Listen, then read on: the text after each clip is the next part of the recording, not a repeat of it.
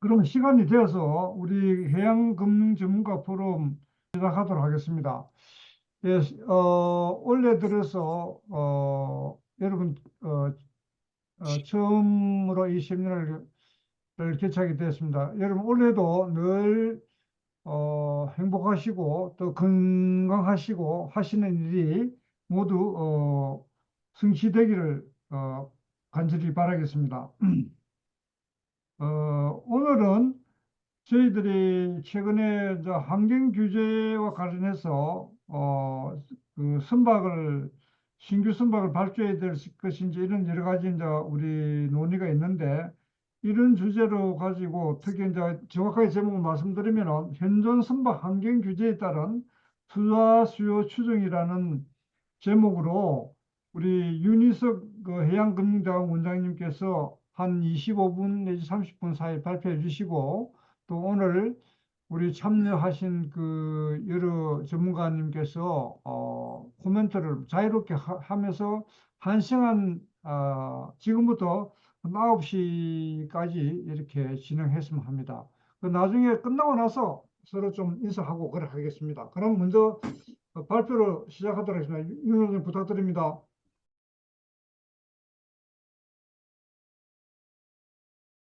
어, 저는 평소에 그러니까 영어로 얘기하면 Commercial Interpretation of Technical Development. 그러니까 기술적으로 진보해 나가는 거를 상업적으로 어떻게 해석할 것인가 음, 하는 거가 굉장히 중요한 이슈라고 생각을 합니다. 음, 어, 이 굉장히 지금 많은 기술적인 진보들이 일어나고 있는데요. 아주 음, 대표적인 게 업계에서 얘기하는 게 마스입니다. 마스. 마스는 국가에서도 그 R&D 자원을 굉장히 많이 투입을 해서 지금 다각도로 연구가 이루어지고 있는데 대부분의 연구가 기술적인 연구입니다. 기술적인 측면의 연구죠. 마스를 어떻게 구현할 건가 하는 문제거든요. 근데 잘 아시다시피 그 이런 기술적인 진보에는 커머셜한 측면하고 리걸한 측면이 따라가지 않습니까? 어떻게 보면 따라간다기보다는 그게 앞에 있어야 되는 걸지도 모르는데 실제로 진행을 하다 보면 R&D라는 이름으로 기술적인 게 그냥 앞으로 가기에 급급해서 앞으로 어떻게 보면 선도하는 모양으로 가는 어, 그런 모습을 띠기가 쉽거든요. 그래서 어떻게 하면 커머셜한 측면에서 어, 그 기술적인 진보를 볼 거냐 하는 게 이제 제가 이제 커머셜한 쪽에 있기 때문에 그런 쪽으로 보려고 노력을 하고 있고요. 어, 이거는 제 자발적인 노력의 결과는 아니고 작년에 KMI하고 저희 어, 대학하고 그다음에 환경연하고 공동으로 그 녹색금융에 대한 연구를 진행한 게 있어요. 그게 이제 경인사라고 경제인문사회연구회 총리실 산하에 있는 그 사회과학 국책연구기관 주도하는 그런 기관이 있는데요. 그 경인사연의 그 협동연구과제로 기관 간의 협조해서 협력해서 연구를 추진해라 이래서 그거의 일환으로 저희가 그 프로젝트 중에 뭐 부분적으로 이것 말고도 조금 더 맞긴 했습니다만 환경 규제에 따른 투자 수요 추정 부분을 맡아서 진행을 했고요. 음, 이게 굉장히 짧은 시간에 진행되다 보니까 진행하고 나서도 그 뭐 좀 이렇게 뭐라 그러나 부족한 부분이 많이 보입니다. 그래서 오늘은 전문가분들 모시고 음, 저희가 진행한 거에 대해서 어, 좀 의견도 듣고 앞으로 또 이 부분이 조금 더 발전해야 되기 때문에 그런 음, 측면에서 고견을 좀 듣는 자리, 좀 생각거리를 던지는 그런 자리로 삼아서 얘기를 한번 진행해 보도록 하겠습니다. 저는 무슨 그 기술자도 아니고요. 환경 규제에 대해서 그렇게 깊이 있게 알고 있는 것도 아닙니다. 하지만 저희 연구진으로 그 이승철 교수하고 그다음에 정혜진 박사하고 저하고 셋이서 힘을 합쳐서 한번 진행을 해봤고요. 그 결과를 간단히 짧은 시간이지만 말씀드리도록 그렇게 하겠습니다. 오늘 말씀드리는 내용은 현존선에 대한 환경 규제가 기본적으로 어떻게 진행되는지에 대해서 간단히 살펴보고 그 환경 규제를 충족하기 위해서 선박이 대체돼야 된다 그러면 그 대체 수요, 대체가 이제 대체 수요를 나눠보면 투자 수요하고 투자에 따르는 금융 수요로 나눠볼 수 있는데요. 그런 것들을 어떻게 계산하는 건지 하는 거를 한번 생각을 해보도록 그렇게 하겠습니다.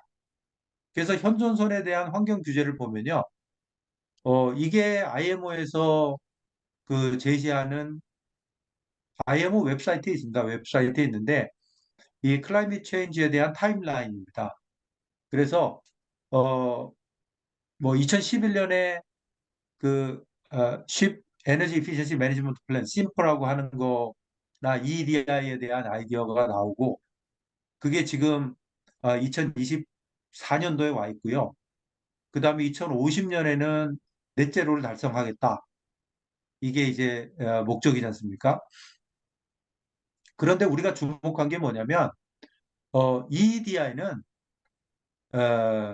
신조할 때 어떤 연료 효율성, 그러니까 에너지, 그러니까 환경 측면에서 얼마만큼의 그 효율성을 가지고 배를 짓느냐 하는 문제였거든요. 그게 이제 그 EEDI의 에너지 이피션시 디자인 인덱스니까 신조선에 대한 거죠. 기술적인 규제의 일환이고 그거를 이제 기존선에 대해서 지금 운항하고 있는 선박으로 확대한 게 EEXI고요. 그 다음에 CII라고 그 카본 인텐시티 인디케이터라고 해서 그 뭐 유사하지만 약간 다른 그런 프레임워크로 그게 2023년 작년도에 이제 그 시작이 됐어요. 적용이 되기 시작을 해서 그 부분에 대해서 여기 이제 그 타임라인 중에 제가 동그라미를 친 거는 제가 친 거거든요. 그래서 2023년도에 EXI가 적용이 되고 또 CI가 적용이 되면서 이것 때문에 어떤 변화가 있을 건지에 대해서 생각을 해보자. 이래서 이제 진행을 했고요. 다 아시는 하도 이제 EXI하고 CII는 2022년 되면서 뭐 내년에 이게 적용이 된다부터 얘기되기 시작해가지고 2023년까지 꾸준히 여러 단계에서 얘기가 됐던 거고 여기 트레드링스라는 데서 물류업체인데 내용을 PPT로 잘 정리했더라고요. 그래서 제가 좀 이렇게 어, 그걸 인용해서 내용을 간단히 설명드리면요. EXI는 신조선에 적용되는 그 EDI가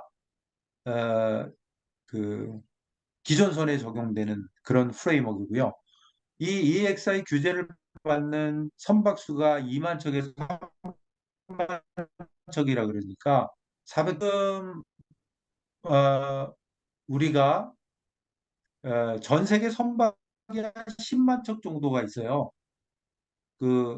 아주 작은 뭐 터그봇부터 다 잡아서 계산하면 세면 한 10만 척 정도 있는데 그중에 제가 어림 잡아서 계산을 해보니까 국제 그러니까 뭐 국제 간에 우리가 얘기하는 우리가 해운 시장으로 생각하는 그 시장에서 움직이는 선박을 보면 약 3만 5천 척 정도 되는 것 같아요.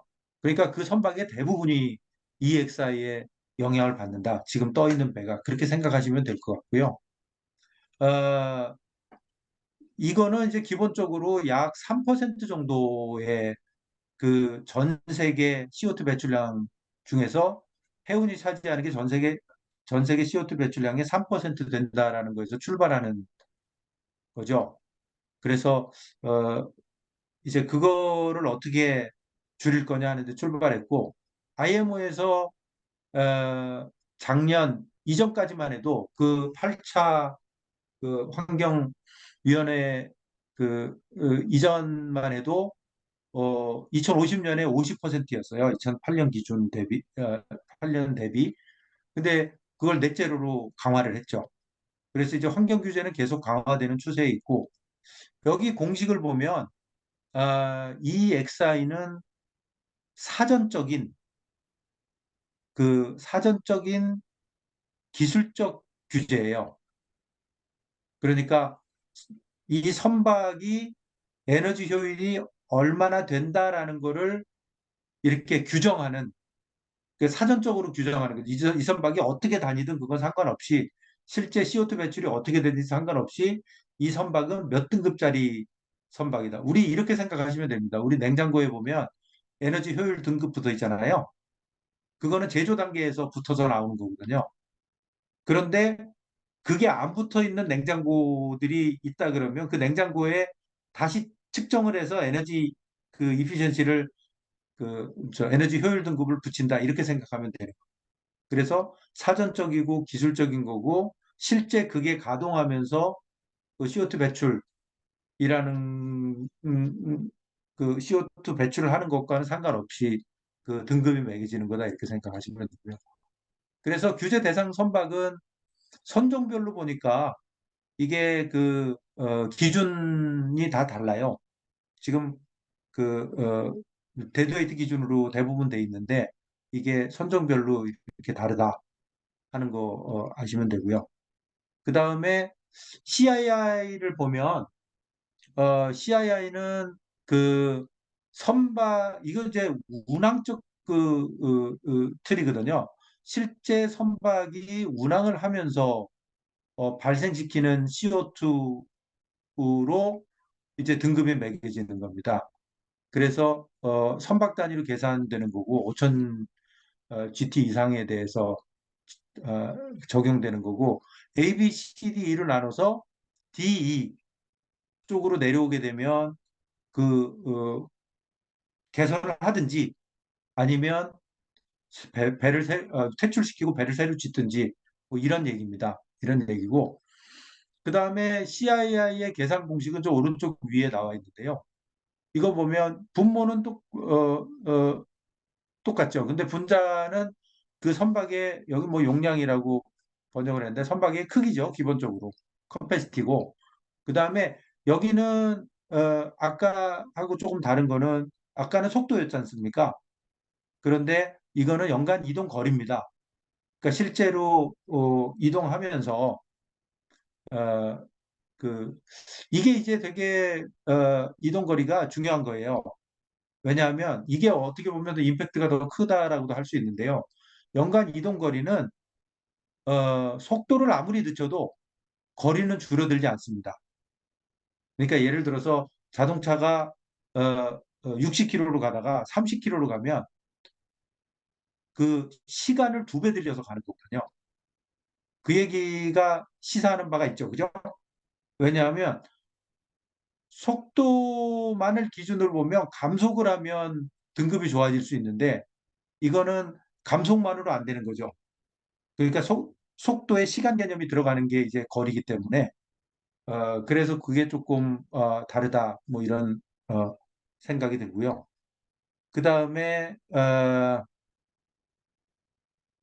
그럼 CII 규제 어떻게 하느냐? 그러면 어테인드 CII라 그래가지고 이게 뭐 번역을 어떻게 그 다음에 그 요구되는 CII하고 실제 CII를 비교해가지고 그 레이팅을 매기는 겁니다. 레이팅을 매겨서 ABC 등급이나 뭐 D를 2년 동안 받을 때까지는 괜찮다 하는 얘기입니다. 괜찮은 게 뭐 퇴출까지는 아닌 거죠. 그죠? 그런데 D를 세 번째 받거나 E를 받으면 커렉티브 액션을 하든지 아니면 퇴출 이렇게 되는 겁니다. 그러면 우리나라 선박 중에 이거는 이제 통계가 뭐 기준 일자에 따라 다르고 다 다르긴 하지만 70%에서 80% 사이에 있는 선박이 EXI 규제를 충족하지 못하는 거로 그렇게 돼 있습니다. 그래서 어, 이런 기본적인 걸 그러면 이제 이 XI에 대응하는 그 커렉티브 액션이라는 게 뭐가 있냐? 보통 커렉티브 액션이라고 얘기하는 게 세 가지가 있습니다. 하나는 그 출력 제한 EPL이라 그래가지고 출력 제한 그 장치를 붙이는 거고요. 그 다음에 두 번째가 뭐 에어버블이라든지 여러 가지 추가적인 연료 절감 장비를 부착하거나 어떤 그런 방식을 적용하는 게 있고요. 세 번째가 그 신조선으로 대체하는 그런 방법입니다.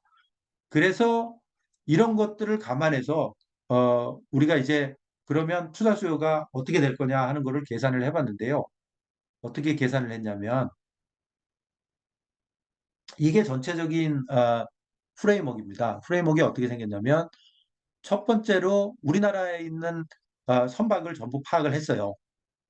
어, 어떻게 파악을 했냐면 해운협회에서 가진 그 해운협회가 가진 자료가 사실 해수부에서 가진 자료인데 그 자료하고 클락슨 레지스트에 나온 거 이런 걸 다 비교해 가지고 이제 선박을 다 파악을 하고 그 선박 중에 벌크선 컨테이너, 탱커, 가스 캐리어, 그 다음에 제너럴 카 캐리어 요거를 포함을 시켰고요. 그 다음에 우리의 소유 형태가 용선이지만 소유의 성격을 가지고 있는 것들은 다 포함을 했습니다. 그렇게 한 다음에 해상 물동량은 선대 증감률, 해상 물동량은 그 물동량 증가율을 가지고 했고요. 그 다음에 선가 자료는 그 클락슨 자료의 과거 평균치로 해서 선가를 추정을 했습니다. 그렇게 해서 그 어떤 걸 추정을 했느냐면 이게 이제 세 개의 프레임워크예요. 그게 뭐냐면 선박의 투자 수요는 요 세 가지로 구분을 할 수 있습니다. 기본적으로 환경 규제가 없다 그러면 선박의 투자 수요는 해상 물동량이 증가하면서 늘어나는 신규 수요하고 그 다음에 그대로 지금 선박이 나이가 먹어서 퇴출되는 거를 리플레니시하는 그죠? 그런 순수한 노후 대체 수요가 있거든요. 그런데 규제 대체 수요는 뭐냐면 규제가 들어오면서 노후 대체가 가속화되는 것을 파악하는 거예요. 그러니까 지금 있는 모든 선박은 2024년도에 있는 모든 선박의 수명을 25년으로 가정하면 선박의 수명은 평균적으로 보면 25년 정도가 평균입니다. 하지만 시황이 나쁠 때는 수명이 줄어들고 시황이 좋을 때는 수명이 늘어나거든요. 그런 시황 요소는 반영하지 않고 평균적으로 25년이라고 본다 그러면 지금 있는 모든 선박은 2050년에는 모두 대체돼야 됩니다. 그런데 규제 대체 수요라고 하는 거는 그 중에 늘어나는 거 노후 대체가 자연적으로 대체되면서 일어나는 거를 앞에서 당겨서 투자가 일어나는 거니까 사실 그 2050년에 가면 규제 대체 수요는 0이 되고 노후 대체 수요만 낮게 되는데 중간중간을 40년이나 30년을 끊어보면 세 개로 구분돼서 보이는 거죠. 이해하시겠죠? 그죠? 그래서 저희가 환경 규제가 적용되지 않는 경우에 선박 수요도 보고 그 다음에 환경 규제가 적용되면 앞에서 배가 퇴출되면서 신규 그 대체 수요가 빨리 일어나는 거 어떻게 계산할 거냐? 요거 차이를 계산하기 위해서 아래 표를 만들었습니다. 표가 뭐냐면 EEDI의 메커니즘이 EEXI에 적용되는 거잖아요. 그래서 프리 EEDI 선박은 빨리 퇴출될 거다라는 시나리오를 설정한 거고 지금 여기 퍼센트 10% 15% 이거는 매년 퇴출되는 선박의 퍼센티지입니다. 그런데 이 퍼센티지가 어디서 나온 거냐? 사실은 제가 연구를 하면서 앞으로 연구가 조금 더 정밀하게 진행돼야 된다고 하는 부분이 이 부분입니다. 이 부분을 저희는 연구를 이거를 깊게 할 수 없어서 이거를 가정으로 끌고 들어간 거예요. 그냥 프리 EDI 선박은 페이즈 3 단계에서는 페이즈 3, 4, 5, 6, 페이즈 3까지는 지금 EDI의 페이즈 3까지는 나와 있습니다. 그런데 페이즈 4, 5, 6는 없거든요. 근데 앞으로 지금 페이즈 0, 1, 2, 3까지 계속 강화되어 온 거를 반영해서 앞으로 4, 5, 6로 강화될 거다라는 거를 시기를 이렇게 2022년부터 43년까지 정해서 그 비율을 저희가 할당을 한 겁니다. 그러면 이제 연구를 정밀하게 이거는 그 제가 정밀하게 연구를 한다고 말씀드리지만 객관화하기는 굉장히 어려운 연구일 겁니다. 앞으로 누가 이 연구를 하든. 그래서 아마 이거는 제가 생각할 때는 시나리오로 지금 10%일 때 프리 이하디언 선박이 페이즈 3 기간 중에 빠져나가는 게 10%다, 5%다, 15%다. 이렇게 가정을 좀 변화시켜 가면서 재계산을 할 수 있는 영역이긴 한데 이렇게 빠져나갈 거다라는 어떤 객관적인 근거를 가지고 숫자를 집어넣고 그걸 객관적으로 도출하기는 굉장히 어려울 거다 이런 생각이 들었고요. 그래서 저희도 그냥 기본 가정으로 이 정도 가정을 끌고 간 겁니다. 그리고 페이즈 1, 페이즈 제로 기간에 페이즈 제로 기간은 2015년까지 건조된 거거든요. 프리 EDI는 그 이전에 건조된 거고 그 다음에 페이즈 1이 15년에서 20년에 건조된 거고요. 이렇게 이제 그 기간이 나눠져 있습니다. 그렇게 건조된 선박이 빠져나가는 속도가 이런, 그러니까 규제가 강화되면서 EEDI 규제가 4, 5, 6로 강화되면서 그게 그 프레임워크가 EEXI로 적용되고 적용되는 거에 따라 가지고 배가 퇴출돼야 되는 것들이 이런 속도로 빠져나갈 거다라고 가정한 겁니다.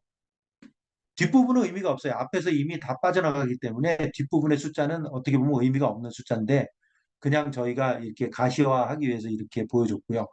그렇게 해서 계산을 해봤습니다. 계산을 해봤더니 일단 그 신규 수요 추정한 거는 최근 10년간의 국제 해상 물동량의 연평균 증가율을 계산해가지고 앞으로 2050년까지 늘어난다 이렇게 했어요. 그랬더니 벌크선이 그 CAGR로 1.3%, 일반 화물선이 0.4, 컨테이너 2.8, 유조선. 가스 운반선이 5.3%인데 계속 이 정도 성장률을 유지할 건지에 대해서는 퀘스천이 있죠. 그죠? 하지만 저희가 계산할 때는 그렇게 계산했고요. 그 다음에 이제 노후 대체 수조 노후 대체 수요를 추정했습니다. 이거는 지금 있는 선박을 선령별로 쭉 늘어놓고 25년이 되는 시점에 빠져나가는 것들의 매년차 그림이 막대 그래프고요. 그 다음에 꺾은 선 그래프가 그거의 누적치입니다. 그래서 배는 환경 규제가 없다 하더라도 수명이 25년으로 가정하면 이 속도로 빠져나갈 겁니다. 이게 이제 순수한 노후 대체 수요가 되는 거죠. 그 다음에 시나리오 1의 총투자 수요. 그거는 뭐냐면 노후, 노후 대체 수요와 신규 수요를 합치면 그 시나리오 1에서는 그러니까 환경 규제가 들어가지 않으면 누계가 제일 왼쪽 그림 같이 될 거고요. 만약에 환경 규제가 들어가서 아까 그 테이블대로 배가 빠져나간다 그러면 오른쪽 그림 같이 될 겁니다. 그거를 그 갭을 가지고 그린 그래프가 제일 오른쪽에 있는 그래프고요. 그게 순규제 대체 수요입니다. 그러니까 규제 때문에 빨라지는 거예요. 빨라지는 그 배가 퇴출되는 게 빨라지는 거를 그리는 거고 이렇게 그리는 게 저 2044년을 넘어가면 똑같지 않습니까? 왜냐하면 배가 빠져나가는 게 이제는 신, 대체돼서 빠져나가나 환경 규제 때문에 빠져나가나 시점의 문제지 결국은 다 빠져나가기 때문에 그렇게 됩니다. 그렇게 해서 저희가 동계산을 한번 해봤어요. 제일 왼쪽 위에 있는 게 범례입니다. 범례. 범례는 뭐냐면 이게 총 투자 수요고 그중에 자기 자본하고 부채 비율을 200%로 감안해서 부채 형태를 어떻게 남의 타인 자본을 어떻게 조달할 거냐 하는 거고요. 그다음에 어, 오른쪽에 있는 그 제일 왼쪽에 있는 범례 중에 오른쪽에 있는 표는 다른 표인데 신규 수요, 노후 대체 수요, 순규제 수요가 제일 오른쪽에 있고 그거를 자기 자본, 타인 자본으로 나눠 본 겁니다. 나눠서 그 전체를 어느 걸 보더라도 볼 수 있게 하기 위해서 저희가 표를 이렇게 만들었고 이거를 스냅샷을 2030년에 한 번, 40년에 한 번, 50년에 한 번 뽑았어요. 그랬더니 어, 어떻게 됐냐면 2030년에는 총 투자 수요가 우리나라 돈으로 56조이고요. 쉽게 생각하면 30년에 50조, 40년에 100조, 그 다음에 50년에 150조. 아주 그냥 그 큰 숫자로 얘기를 한다면 그런 규모라고 볼 수 있습니다. 그래서 56조, 96조, 142조 이렇게 되고요. 그 다음에 그 중에 금융시장을 통해서 타인 자본의 형태로 물론 시장에서 조달되는 게 에코티도 뭐 요즘 캐피탈 마켓 이용해서 조달되는 것도 포함할 수 있겠지만 보통 선박금융이 뭐 신디케이트 론이라든지 이런 형태로 타인 자본을 끌어다가 들어가기 때문에 그렇게 계산하면 어, 30년에 37조, 40년에 64조, 그 다음에 50년에 95조 이렇게 50년까지 두 개로 140조의 투자와 타인 자본을 끌어대는 게 95조 정도 될 거다 하는 거고요. 그 중에 95조 전체 2050년 기준으로 142조의 총 투자가 필요한데 그 중에 95조는 노후 대체 수요고 지금 있는 선박을 대체하면서 들어가는 거고 신규로 47조 정도가 들어간다. 그러니까 3분의 1 정도는 그 신규 선박이 늘어나면서 어, 발생되는 투자 수요고 지금 걸 대체하는데 95조 정도가 소요된다. 이렇게 이해하시면 되겠습니다. 그 중에 전체적으로 그걸 또 이제 그 타인 자본, 자기 자본으로 구분하면 뭐 이렇게 구분이 된다. 이렇게 어, 보시면 되고요. 그 다음에 이제 저 토론을 할 때 제가 좀 이런 부분에 대해서 토론을 했으면 좋겠다라는 걸 몇 자 적어봤는데요. 오늘 이제 여기 전문가들 좀 오시고 해서 말씀을 나눠볼 만하니까 이 추정 방법을 조금 더 고도화하는 방법은 어떤 게 있을까 하는 거고 그 다음에 이제 작년만 해도 국제해양금융 포럼을 국내에서 한 거를 쭉 이제 어, 어, 종합해 보면 많이 나온 얘기가 펀딩 갭 얘기입니다. 기존의 전통적인 금융 방식으로 과연 이렇게 투자 수요가 몰리게 되면 그 얘기는 중간까지 올 때까지는 그 규제 대체 수요가 있기 때문에 그 부분에 이렇게 늘어나는 부분을 대체할 수 있을까 하는 거고요. 그 다음에 이제 한 가지 문제는 제가 여기 피드백하고 피드포워드라고 적어놨는데요. 이 얘기는 무슨 얘기를 하고 싶냐면 과연 피드포워드라는 거는 그 언덕으로 올라가는 거로 자동차가 언덕으로 올라가는 거로 생각하면 언덕을 자동차가 올라가면 가기 전에 언덕이라는 걸 예상해서 가속해서 넘어가는 게 피드포워드고요. 그 얘기는 뭐냐면 언덕을 올라가면서 실제로 5단으로 올라가다가 힘이 떨어지는 게 피드백이 되고 그걸 다시 4단으로 낮추고 다시 3단으로 낮추고 하면 피드백이고 그 앞에 결과가 발생하기 전에 커렉티브 액션이 들어가면 피드포워드라고 이해하면 될 거라고 생각이 되는데요. 자, 금융시장이 배가 퇴출되면 공급이 부족하게 돼서 마켓이 서지하는 걸 보고 그 마켓에 서지가 일어날 때, 그러니까 해운 기업이 돈을 많이 벌게 되고 금융기관이 다시 해운업의 어트랙션을 갖게 돼서 그때 투자를 늘리는 형태로 갈 거냐, 아니면 그런 일이 일어나기 전에 해운 기업이나 금융기관이 사전적으로 어느 정도는 이 대응 투자를 함으로써 그런 충격을 미티게이트하는 쪽으로 갈 거냐, 요거에 대해서도 조금 얘기를 해봤으면 좋겠다, 이런 생각이 들었습니다. 아, 제 발표는 여기서 마치고요. 그 조금 토론하는 시간을 가졌으면 좋겠습니다.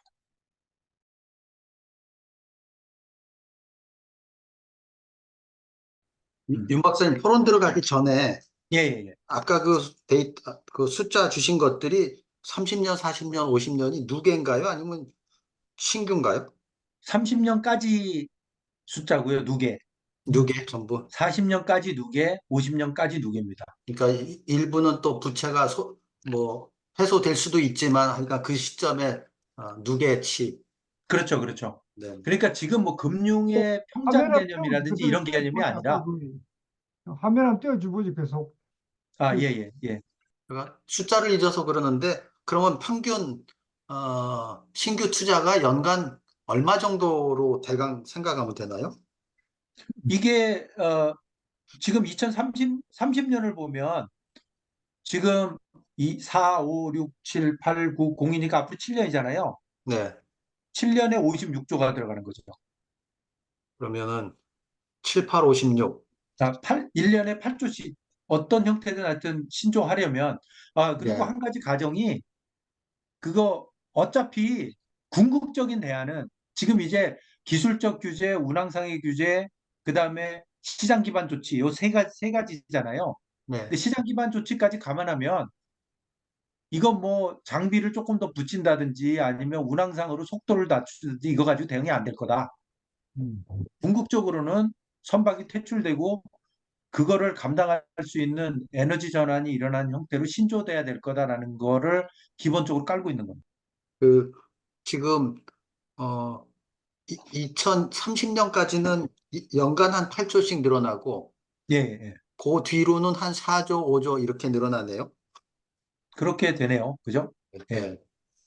생각보다는 많은 숫자가 늘어나지는 않네요. 굉장히 많이 늘어날 줄 알았는데. 음, 음. 이게 이, 저기 예. 국내 선사건가요? 아니면은 전 세계? 아니, 국내선 살 거죠. 예. 예. 이게 이 정도만 돼도 이게 자금이 확보가 될까요? 쉽지 않죠. 이게 그러니까 이제 지금 가지고 매년 있는 문제가, 4조씩. 예. 예, 지금 가지고 있는 문제가 우리가 정책금융기관에 대한 의존도가 굉장히 높고 예. 상업금융기관이 이거를 커버하지 못하고 있는 상태에서, 그러니까 이제 펀딩 갭이라는 얘기가 나오는 거고, 이 펀딩 갭을 어떤 방법으로 극복할 거냐 하는 거거든요. 그래서 무슨 혁신금융 얘기도 나오고 뭐 여러 가지 얘기가 나오는 게, 그리고 아까 이제 피드 포워드나 피드백 얘기를 하면 커머셜한 상업금융기관들은 어트랙션이 있으면 들어와요. 들어오지 말라 그래도 들어오지 않습니까? 그러면 아까 제가 말씀드린 상황, 배가 퇴출되면서 공급이 부족해지고 건조가 되지 않고 그 마켓이 올라가는 그런 상황이 온 상태에서 여기가 투자할 만한 가치가 있네 해서 들어오게 되면 들어올 거예요. 그런데 그게 우리나라가 그 기회를 가져가면 좋은데 뭐 우리나라가 못 가져가고 어차피 전 세계에서 선봉량은 뭐 다른 데서 채우면은 그걸로 끝인데 이 우리나라가 그걸 가져간다는 보장이 없지 않습니까? 그렇죠. 그렇죠. 결국은 이제 우리가 기존에 있는 선대를 유지하고, 또는 아까 보면 그 3분의 1 정도는 앞으로 물동량이 늘어난 거를 우리가 우리 몫을 하면서 채워나가는 부분이잖아요.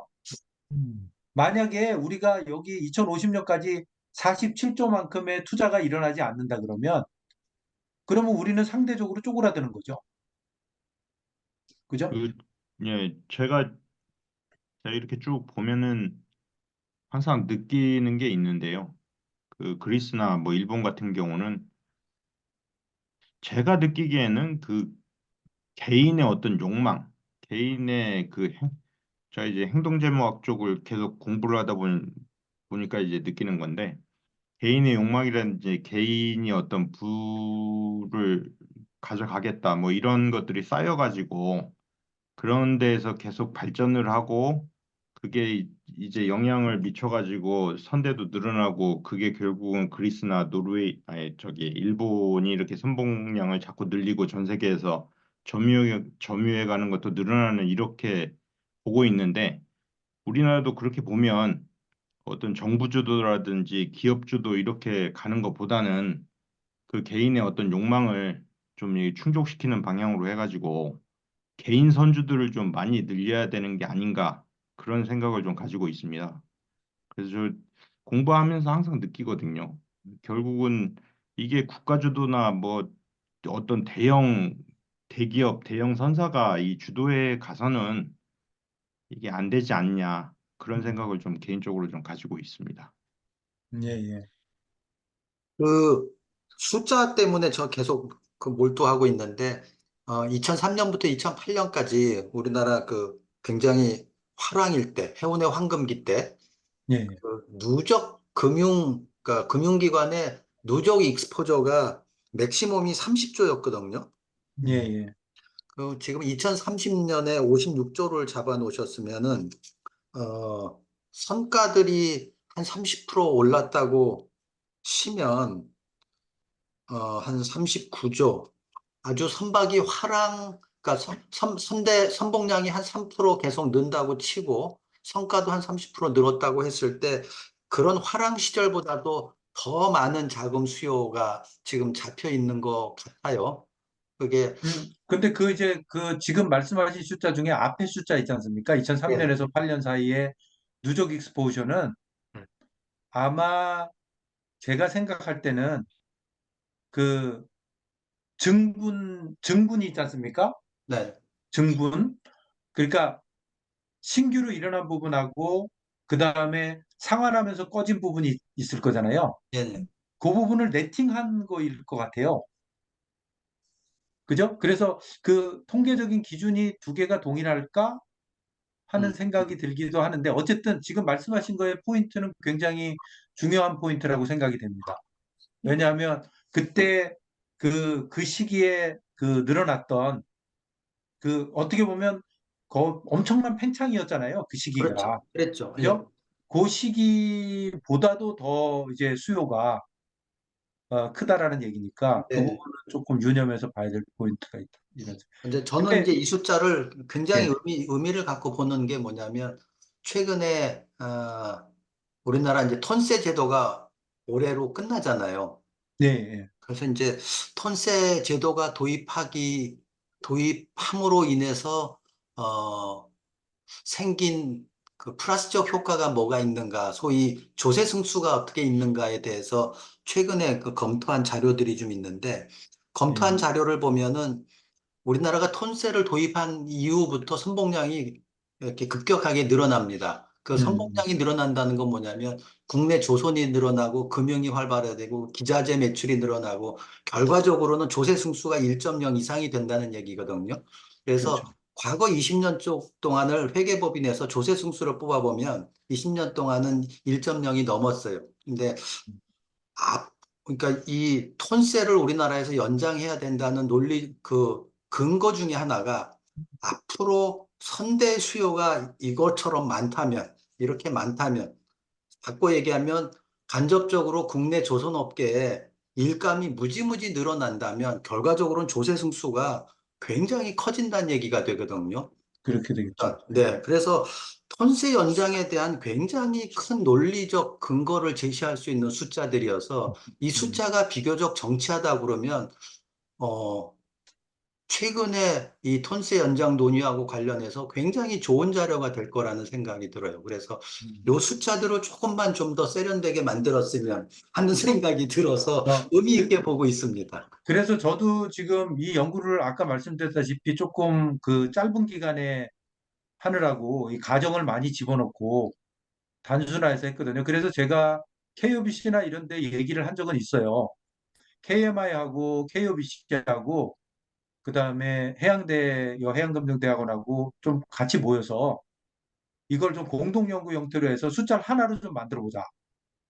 그 네, 가정도 조금 정치하게 하고 네, 그다음에 계산도 조금 그 다시 리파인하고 네, 해가지고 우리가 앞으로 환경 규제 대응을 하려 그러면 아까 이제 퇴출되는 속도에 대한 가정도 사실은 조금 그 전문가들 오피니언 받아가지고 물론 이게 주관적인 가정이긴 하지만 음, 조금 더 그래도 객관성을 높이는 형태로 진행할 수 있지 않을까 하는 생각이 들거든요. 그래서 그런 작업을 좀 해보자. 해야 그래서 될 것 제가 아까 같은데. 예? 예? 꼭 하셔야 될 것 같은데. 그렇죠. 그것도 급히 하셔야 될 것 같은데. 해운, 해보자고 제안은 했는데 아니, 아직 그 이렇게 힘이 합쳐지지는 않고 있습니다. 예. 아, 그래요? 해운협회에서 그 이사모님, 제일 그래도 혜택 받는 그 영역이 해운계거든요. 그러니까 해운협회에서 연구비를 많이 내가지고 한번 진행해보는 것도 제 생각은 괜찮을 것 같은데.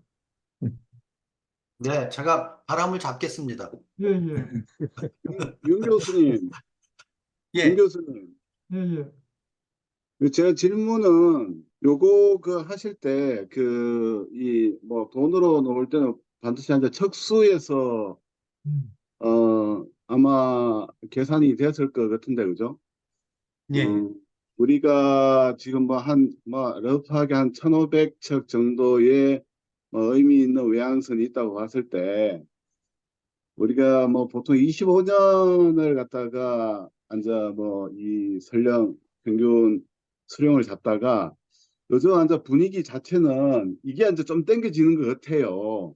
예. 앉아 올드한 노후선 이 교체라는 것이 25년이 아니고 이제는 앉아 뭐 우리 사장들 이야기 들어보면 눈치를 많이 보고 있어요. 이게 언제 바꿔야 되냐 뭐 이런 등등의 이야기를 많이 하고 있고 우리가 지금 뭐 1,500척을 뭐 평균 한 20년 정도로 나눠보면은 한 뭐 보통 답이 나오자면 한 75척 정도 우리가 연간 노후 교체 뭐이 평균적으로 나오는데 대충 그거 한 600억이나 700억 치면 한 5조 정도 나와요. 5조 정도 예. 나오고 그게 보통 금융 수요로 봤어도 뭐 한 3조 원 이상이 나올 텐데 그건 뭐 사실은 제가 봤을 때는 이게 필요성과 불가피성과 또 경제성 이런 부분들에 대한 어떤 시나리오를 좀 잘 짜면 조금 더 정치할 게 나올 텐데 최근에 이제 이쪽에 환경 쪽에서 지금 당면한 과제로 나오는 것이 이제 ETS지 않습니까?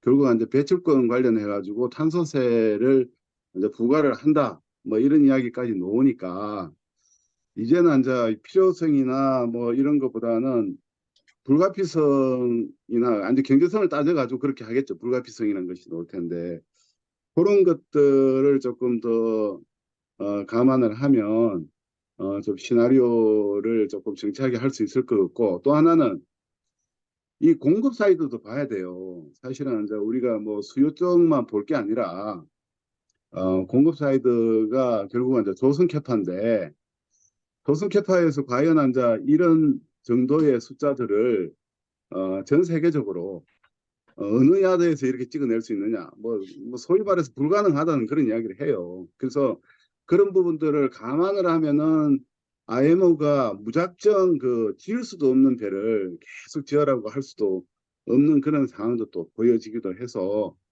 그런 공급 사이드 측면의 어떤 좀, 이 소위 그 제한, 그 한계성, 이런 것들도 감안을 해볼 만하다.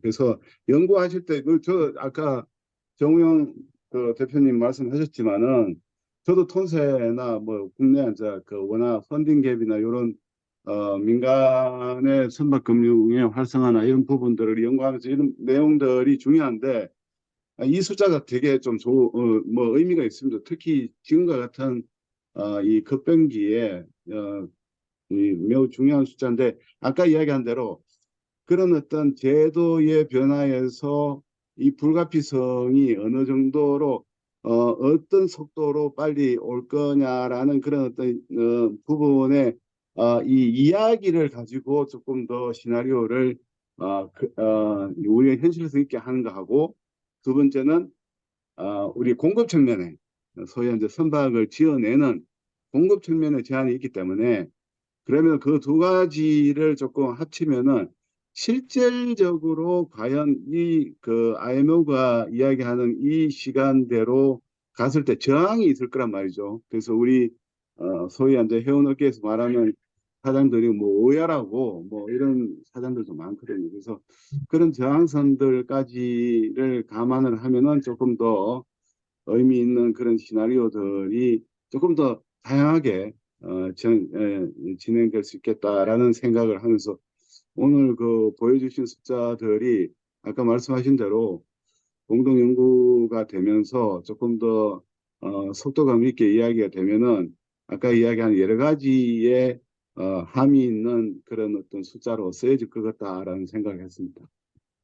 예, 예. 그래서 저도 뭐 이 연구를 해서 그 보고서에 일부 담으면서 하는 생각은 뭐였냐면 기본적으로 첫 단추는 끼워보자. 이게 그렇지.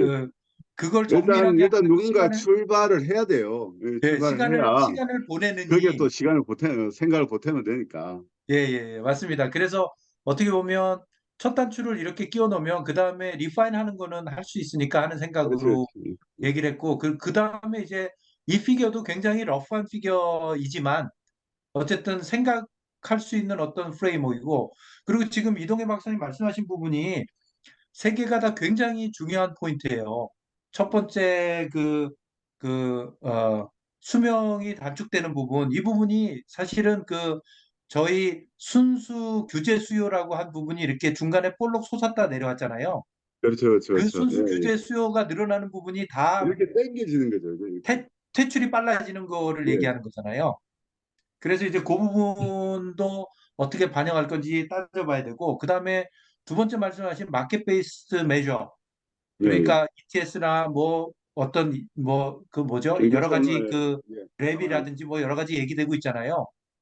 이제 그런 부분들이 제가 모두에도 말씀드렸지만 선박의 퇴출을 촉진시키는 쪽으로 작용할 건데 그게 이제 어떻게 어, 이제 그 얼마만큼 영향을 미칠 거냐 하는 걸 가늠하는 굉장히 중요할 것 같고 그 다음에 공급 사이드도 마찬가지입니다. 그죠? 지금 그렇죠. IMO에서 정책을 언제부터 하겠다라고 해가지고 뒤통수 긁으면서 물러선 적이 딱 한 번 있었거든요. 그게 잘 아시다시피 BWTS였잖아요. 그죠? 그렇죠. 그렇죠. 그거 2년 뒤로 미루면서 예, 예. 우리가 조선소에 가서 그거 다 배가 뭐, 할 고치는 수가 없는데 어떻게 해요? 예, 그걸 감안하지 못해서 뭐 이런 거였는데 근데 이거에 대해서는 여태까지 그 선박이 조기에 퇴출되고 대체돼야 된다라는 거에 대해서 아직 이렇게 좀 체계화된 목소리가 나오지 않고 있어요. 그러니까 그런 부분을 맞아요. 저도 생각이 되고 이제 이 박사님도 똑같이 생각하신 건데도 예, 그거 얘기가 안 나오고 있는 게 그거 한번 생각해 봐야 될 문제입니다. 특히 우리나라 맞아요. 같은 경우는 조선 수요하고 조선 공급의 선형 미스매치가 심하지 않습니까? 맞아요. 그죠? 이런 맞아요. 상황에서 맞아요. 과연 이 부분은 또 어떻게 할 거냐라는 것도 굉장히 이게 중요한 문제이기 상당히 때문에 현실적인 문제거든요. 사실 예, 예, 맞습니다. 예, 예. 당장은 이제 현실적인 문제이기 때문에 그거를 갖다가 팩타로 베리어블로 감안을 안 할 수가 없다. 그런 부분이죠. 예, 예, 맞습니다. 예. 그러면은 이성훈 이철중 이사님, 이성훈 이철 상무님, 예. 네, 저도 이제 이동현 소장님 말씀에 깊게 공감하는데요. 최근에 가장 큰 문제점들이 이제 배를 발주하려 그래도 그 야드 이슈가 계속해서 나오고 있습니다. 특히 이제 중형선사들은 그런 기회조차 지금 못 갖고 있어서 국내에서 가질 수 없고 그러니까 중국이나 이런 데 가는 게 있고요. 또 하나 이제 그 윤희섬 원장님께서 이런 거를 시나리오를 만들 때 있을 때 좀 생각해야 되는 그 추정 방법 중에서 GH 레비를 말씀을 드리고 싶습니다. 네. 현재 그 우리 협회도 선사들한테 조사를 하고 있는데 올해 이제 곧 있으면 APC 81차가 될 거고요. 그다음 이 82차를 지나가면서 이 마켓 베이스 그 마켓 매저에 대한 것들이 이제 시장 기반 조치에 대해서 만들어질 겁니다. 그럼 이게 연료 표준이라는 GFS, 그다음에 뭐 플렉서블 메커니즘, 거기다가 이코노미 매저 이렇게 세 가지를 이제 포함시켜서 할 텐데 거기에 나올 게 이제 가장 큰 게 이제 GH 레비가 될 것 같습니다. 우리 네. 이슈 중에서는. 그럼 과연 레비가 100불이었을 때 선사들이 느끼는 그런 프레셔, 거기에 대해서 생겨나는 그 뭐랄까 새로운 수요 200불 됐을 때 300불 됐을 때 이렇게 해서 저희들은 조사를 하고 있거든요. 그랬을 때 대부분은 한 7% 이상의 혼자들이 그 GH 레비가 300불 이상이 된다 그러면 거의 대부분이 다 새로 진다 그랬었어요. 이런 거 보면은 네. 요번에 NPC 81차 그다음에 그 가을 레이스 82차까지 지켜보면서 네. 이 마켓 베이스 매저에 대한 부분들이 그 많이 그 시나리오에 들어갈 수 있지 않을까 이렇게 보여지고요. 네. 또한 이제 또 하나 우리가 투자할 때 걱정되는 것 중에 하나가 그 대형사들은 이런 기술 개발 같은 게 적극적으로 들어갈 수는 있겠죠. 대표적으로 머스크라든지 우리나라 같은 HM 같은 데 들어갈 수 있고 시험해 볼 수 있는데 중형 선사들은 그게 어렵거든요. 또한 새로운 기술이 나왔을 때 들어간다 해도 문제가 또 역설적으로는 그 기술이 금방 또 바뀌어 버립니다. 그러니까 기술 개발 초기에 그 가지고 있는 리스크들을 가지고 가지 않으려고 하는 것들이 있어가지고 우리 같은 경우에는 상대적으로 그런 대형 선사들보다는 사이즈가 작은 회사들이 많기 때문에 조금 더 그 초기의 리스크를 초기술 개발 리스크를 적게 가져가려고 많이 한다 하는 이런 심리적인 부분도 있다고 말씀드리고 싶습니다. 네. 네, 그러면은 교수님, 이사님, 이철종 이사님, 네, 제가 요즘 보니까 그 중소형 선사들이 상당히 이제 웨이트앤시 지금 면밀히 보고 있지 않습니까? 그래서 예, 지금 이 사실 이 협회에서도 상당히 이게 좀 잘 대응을 해줘야 돼요. 왜냐면은 그 양반들은 지금 지금 그 하루하루 그 경영 일선에서 지금 바쁘기 때문에 이 부분에 대해서 전혀 제가 열흘 만나도 전혀 생각을 못 해요. 음. 그러니까 이런 대응에 대해서 지금 상당히 중요한 기점이고 자칫 잘못하면은 돈을 낭비할 수도 있고 너무 빨라가지고 나중에 낭패를 당할 수도 있고 너무 늦어가지고 낭패를 당할 수도 있거든요. 그래서 지금 우리가 KMI뿐만 아니라 우리 해양대나 뭐 우리 여기 연구하는 또 협회 차원에서도 특히 그 중소형 그 선사들 그 사장이 직접 데일리 영업도 하고 하는 그런 분들 뭐 대여섯 척 있는 열 척 있는 이런 분들한테는 사실 옆에서 안 도와주면 지금 상당히 이 부분에 대한 것들의 지원 역할이 매우 예민하고 중요한 때다. 내가 그 이야기를 제가 전번에 그 뭐 바다의 통에서 제가 그 이야기를 하고 싶었는데 하여튼 오늘 요 모임에서 제가 그 이야기를 좀 하고 싶어요. 그래서 이사모님이 협회에 계시니까 아까 말씀하신 그런 어떤 이 저 포인트를 가지고 있지 않습니까? 그래서 그 포인트가 맞습니다. 예, 전혀 그분들은 지금 뭐 데일리 지금 이 오퍼레이션에 지금 바빠가지고 되게 지금 힘들거든요. 근데 이걸 자칫 놓치면 어떤 컨시퀀스가 될지 모르니까 그래서 주위에서 이번에는 이 뭐 해증공뿐만 아니라 그 협회도 그렇고 KMI가 나서서 우리 해운사들이 어떤 시기에 어떤 정도의 변화를 가져가야 된다는 것을 가이던스를 좀 면밀하게 좀 해줘야 될 시기가 바로 지금과 같은 트랜지션의 시대다. 그렇게 보여집니다. 죄송합니다. 제가 말을 많이 해가지고. 아니, 아니, 좋습니다. 맞는 말씀이십니다. 저희도 제일 하고 싶은 게 사실은 그거거든요. 맞아요. 이때다, 여기에 맞다, 지금 뭐 해야 된다 하는 것들을 가이드를 진짜 해드리고 싶은데 그게 우리가 포춘 텔러도 아니고 그게 쉽지는 않겠죠. 하지만 이런 저기 교수님, 그 원장님이라든지 소장님이라든지 이런 분들의 그 정보하고 그다음 해외 정보들을 모아가지고 저희들도 그 제공해 드리려고 지금 많은 노력들을 하고 있고 그렇게 해야 된다고 생각하고 있습니다. 그러면은 우리 이재명 교수님 어떻습니까? 의견 어떠십니까? 좋은 말씀. 예, 우리 참, 잘 들었습니다.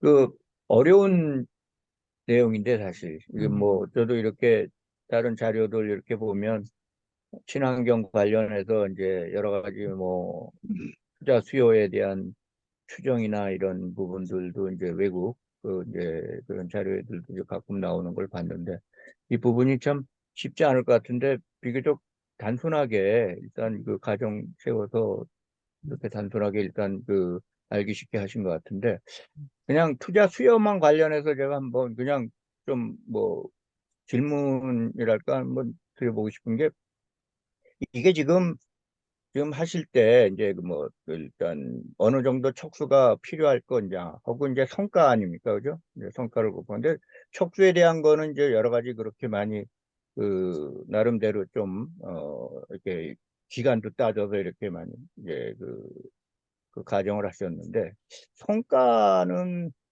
조금 성과를 아까 크락슨의 이제 과거 평균 이런 걸로 이렇게 하셨다고 하는데, 사실 이게 친환경이면 앞으로 이제 50년 2050년 넷째로까지 가려면 그 선박 자체가 기존의 선박은 아니잖아요, 그죠? 그러니까 예. 메탄올이라든지 암모니아라든지 수소라든지 이런 선박이 돼야 되는데, 이것이 과거의 성과의 평균 가지고는 이거는 조금 설득이 잘 안 된다. 그러니까 지금 사실 그러한 그 친환경 선박이 앞으로 성과가 어떻게 될지는 사실 모르는 거 아니에요. 지금 시작하고 있기 때문에 그런 선박들을, 그래서 지금 이제 성과가 정해지고 있는데, 그게 암모니아 추진선 같은 경우는 사실 성과가 어떻게 될지, 만약에 수소 연료로 하는 선박은 제가 보면 엄청나게 성과가 기존의 선박보다 훨씬 높을 거다. 이런 거에 대한 가정이 사실 조금 필요하다. 그래야지 제대로 된 투자 수요가 어느 정도 필요할 건지가 나오지 않느냐, 이런 생각이 듭니다. 그래서 앞으로 더 이제 다시 이제 이걸 좀 하신다라고 할 땐 좀 그런 면을 좀 감안해 주셨으면 좋겠습니다. 네, 굉장히 좋은 포인트고요. 제가 아까 말씀드렸다시피, 좀, KOBC하고, 그 다음에 KMI하고, 다시 저희 학교도 들어가고, 해가지고 조금, 이렇게, 이 작업을 조금 한번 시간을 가지고, 음. 6개월이면 6개월 딱 잡아가지고, 이렇게, 아까 말씀하신 여러 가지 포인트들, 이동해 박사님 말씀하신 부분, 이재명 교수 말씀하신 부분, 이런 거 다 반영해가지고 조금 깊게 들여다볼 필요가 있어요. 이게 사실은 아까 톤세도 얘기하셨지만 다른 여러 쪽에서 쓰일 수 있는, 우리 STO 얘기할 때도 얘기할 수 있거든요. 음. 지금 어떤 전통적 금융에서 커버하지 못하는 거를 혁신금융에서 커버해야 된다면 하고 얘기하면 결국은 그럴 필요성이 뭐가 있느냐라고 얘기할 때 또 어떤 그 근거가 될 수 있는 부분이고, 그러다 보니까 어쨌든 그 많은 얘기의 기초 작업으로서 이런 계산을 좀 이렇게 고도화하는 거는 굉장히 중요하다고 생각이 듭니다. 네. 네. 그거는 그때 내가 할 때 연구할 때에 하실 때에 가능하면은 그 조선소 그 선박 건조 기술자도 좀 내가 인바이트 하는 것도 필요할 것 같아요. 아까 이재민 교수 말씀대로 성과가 앞으로 어떻게 될지 모르는 그런 거는 그쪽에서 제일 그래도 정확하게 할 거라고 사실. 예. 예, 네, 예. 강 교수님 손 들으셨는데요. 예, 제가 잠깐 좀 코멘트, 아, 예, 예, 예, 예. 음, 그 여러 가지 좋은 말씀 많이 잘 들었고요. 아, 예, 예. 지금 이제 아까 윤성 원장님 발표 자료 중에서 이제 부채 비율을 200% 정도로 잡으셨는데, 예, 어, 지금 이제 그 2021년 말 현재로 그 해양진흥공사에서 우리나라에 있는 그 해운사 거의 90% 이상의 해운사를 대상으로 조사한 자료에 의하면 그때까지 조달된 선박금융이 한 278억 불 정도 됐는데 요 중에서 자담으로 조달된 부분이 10%가 채 안 되더라고요. 20억 불밖에 안 되더라고요. 그렇죠. 예. 그러면은 그 얘기 뭐냐면은 지금의 그 추정한 그 금융 수요보다는 더 많은 자금이 외부로부터 수혈이 된다. 이렇게 보여지고요. 그다음에 아까 펀딩 갭 잠깐 말씀도 하셨는데 예. 그 중에서 국내 금융기관에서 조달된 포션이 한 151억 불, 한 59%, 60%가 잘 안 돼요. 그러면 40%는 이제 외국계 은행에서 조달을 했다는 얘기거든요. 예, 그러면 이제 이게 과연 우리나라 해운사들이 어떤 신규 대체 수요에 따라서 자금 조달을 해야 될 때 과연 국내 금융기관이 아무리 뭐 정책금융기관이 인말을 하더라도 60%밖에 조달을 못한다. 그럼 40%는 이제 외부에서 들어와야 되는데 과연 외국계 금융기관을 활용할 수 있는 우리나라 그 해운사가 몇 개나 되겠느냐. 그리고 또 지금 외국계 금융기관이 잘 아시다시피 이제 그 선박금융에 대한 포션을 계속 줄이고 있는데 그런 와중에 과연 우리나라 또 영세 선사들이 그런 금융을 조달할 수 있겠느냐. 이게 이제 화두가 될 거거든요. 그래서 제가 좀 아쉬운 점은 아까 이제 여러분들께서 지적하셨지만 지금 우리나라 그 해운선사에 제공된 선박금융 총액이 얼마고 이게 매년 얼마가 증가하고 있냐, 뭐 감소하고 있느냐 이런 것들에 대한 기초적인 조사가 돼야 되는데 우리가 마린머니나 뭐 그 어떤 여러 연구기관들의 발표를 보면은 그 전 세계에 조달된 선박금융 규모 계속 나오고 또 심지어는 우리나라 개별적인 금융기관, 뭐 수출입은행, 뭐 산업은행, 무역보험공사, 그다음에 코비시에서 제공된 선박금융의 금액도 나옵니다. 마린머니 같은 데 보면. 그런데 우리나라에는 절대 그 자료가 없어요. 과연 어느 기관에서 얼마만큼의 선박금융이 제공이 됐고 또 그중에 전체적인 우리나라 선박금융 공급 중에서 국내 기관이 얼마고 정책금융기관이 얼마고 해외가 얼마인지 이거를 알아야지 이제 여기에 대한 그 대체 그 대안이 나올 수가 있거든요. 근데 무조건 지금 무슨 뭐 신문지상이나 뭐 이렇게 보면 정책금융기관들이 정책금융 공급을 더 늘려야 된다 이런 대처해서 계속 그런 말씀만 반복을 하신다고요. 근데 정책금융기관 입장에서는 우리도 충분히 그 공급을 하고 있다. 그리고 금년도에 배정된 예산 다 채우고 공부하고 있고 다만 이제 그게 정책금융기관들도 추후에 이제 벌어질 그런 부실이라든지 뭐 감사라든지 이런 걸 피하기 위해서 기본적인 허들을 정해놓는다고요. 이 정도 이상 된 선사에만 지원했다. 그렇죠? 그렇게 되면 근데 이게 하나의 이제 뭐 회색지대가 생기는 거죠. 그럼 이 영세적인 영세 해운사들의 이제 담당자나 이제 그 사장님들은 아니 그 코비씨는 말이야 뭡니까 저기 현대글로비스가 하는 무슨 그 PCTC도 그것도 막 지원을 하면서 왜 우리가 찾아가면 안 해주냐 이런 말씀들 많이 하시거든요. 근데 정책금융기관에서 뭐라 그러냐면 우리가 우리 향한 해운사에 지원을 해가지고 거기서 나오는 수익을 가지고 또 영세선사를 지원할 수 있다. 또 그 말도 맞는 말이거든요. 영세선사에 대한 포션을만 늘려가지고는 이 장사가 안 되는 거니까. 그럼 차제에 이런 뭐 금융을 제공하는 정책금융기관들이나 또 우리 해운협회나 또 학계 이렇게 모여서 진짜로 우리나라 지금 선박금융의 실태가 어떻게 되느냐. 지금 코비시에서는 매년 조사를 해요. 조사를 해가지고 이제 매년 뭐 우리나라 해운사들이 조달한 선박금융이 얼마인지 갖고 있는데 이걸 공개를 안 해요.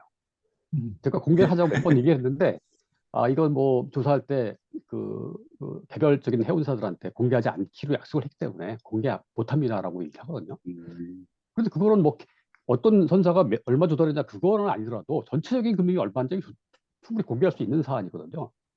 그래서 이거는 해운협회에서도 좀 관심 가지고 지켜보셔야 되고 또 우리 학계에서도 마찬가지고 또 정책금융기관들도 외국계에서 뭐 자료 달라고 할 때 주면서 왜 국내 연구기관들 자료 달릴 때 안 주냐 이거죠.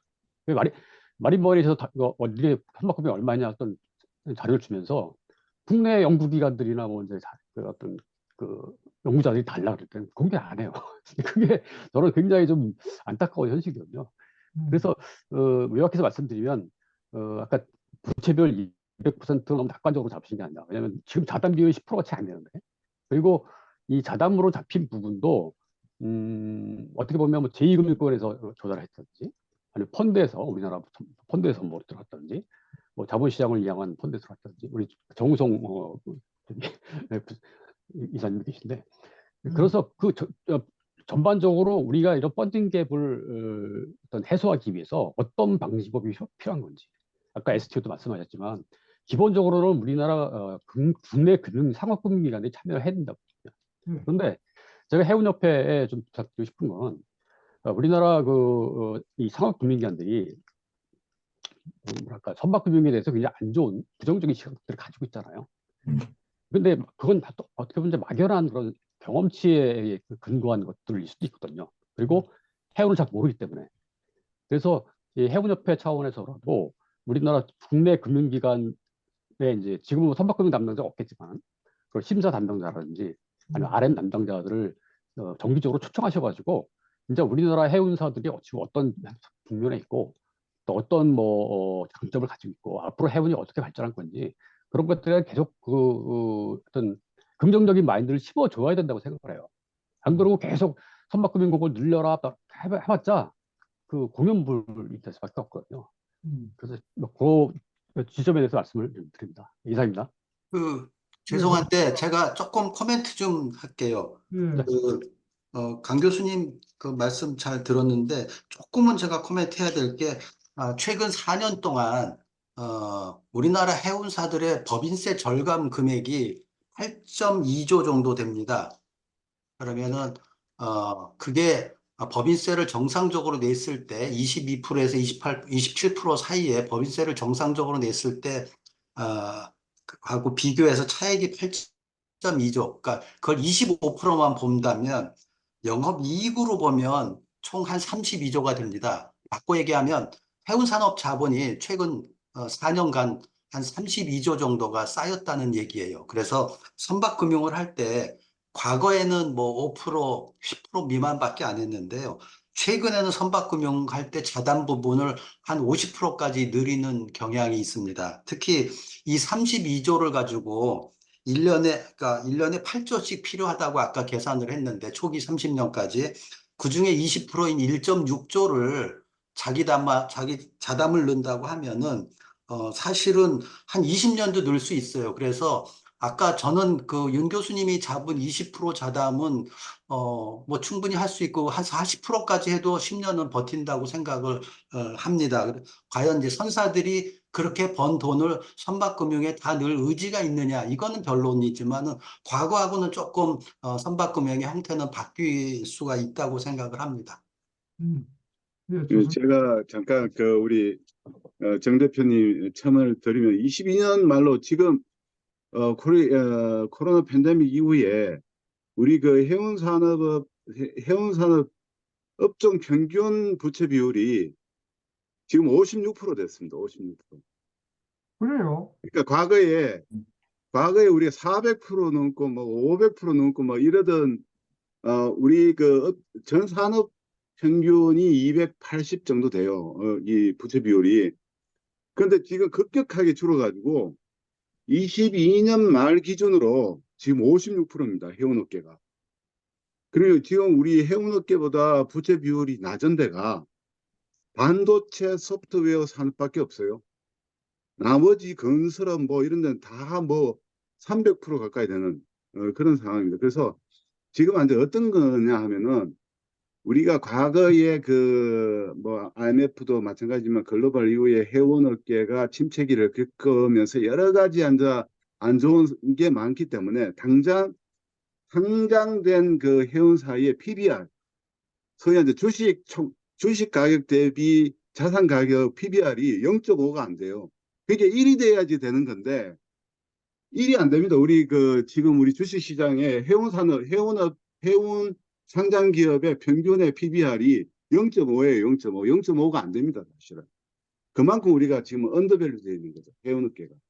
그래서 저는 이제 그렇게 봐요. 우리가 이제 톤세나 이런 걸 하기 때문에 앞으로 세금 우리가 그 외부 레버리지에 의한 세제 텍스 효과가 없어져 버렸어요. 그래서 그런 등등으로 해가지고 앞으로의 선박금융의 어떤 모양은 과거에 뭐 10%, 90%뭐 이런 것이 아니고 상당히 새로운 형태의 좀 뭐랄까 우리가 이야기한 좀 선진화된 선박금융에 가는 길이 요번 그 코로나뿐만 아니라 아까 우리가 이야기한 톤세로 인해 가지고 쌓여 있는 그런 어떤 내부 유보들이 앞으로 그런 형태로 되도록끔 할 계기가 됐다.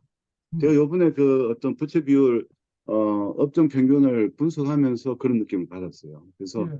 앞으로는 상당히 다른 형태. 어떤 면에서 이제는 이제 후순위 안 해도 된다. 그러니까 이제 상업금융기관들도 들어와라. 다만 이제 상업금융기관들은 과거의 나쁜 기억들. 또 하나는 수익률이 안 맞아요. 상업금융기관들은 만약에 우리가 60%, 50% 금융하는데 우리가 해운사가 원하는 그런 선박금리를 안 하려고 그럴 수도 있습니다. 그래서 그런 등등의 내용들을 살펴보면 이제는 선박금융 지형이 완전히 달라졌다라는 생각이 좀 들긴 합니다. 예, 감사합니다. 그러면은 오늘 참여한 분들 중에서 말씀 한 분도 안 하신 분들이 있거든요. 그래서 오늘 그 인사하는 겸 우리 지금까지 토론에 참여하신 분을 제외하고 안 하신 분들 제가 지명해서 좀 그 말씀 듣고 인사도 듣도록 하겠습니다. 우리 다올 자산운용의 정우성 본부장님 연구소. 반갑습니다. 네.